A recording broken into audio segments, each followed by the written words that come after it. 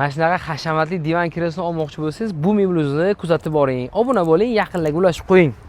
Bugungi obzorimizda ukajon yaqinroq keling. Chyorkamiz bor. To'g'rirog'i jurnallik bilan 5 talik komplektatsiyamiz bo'ladi. Nimalardan iborat?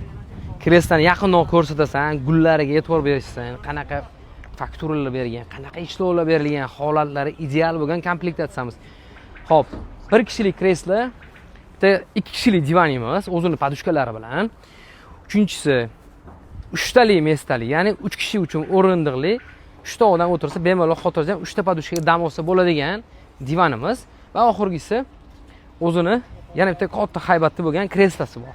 Bu mebel o'zi Xitoy deb sotilgan aslida, lekin jurnallik Xitoyniki. Karkas Xitoydan olib keltirilgan deyilganmi?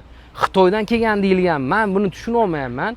Lekin sifat, baquvvatligi, kuchliligi juda zo'r, juda baquvvat ishlangan garnitur biri hisoblanadi.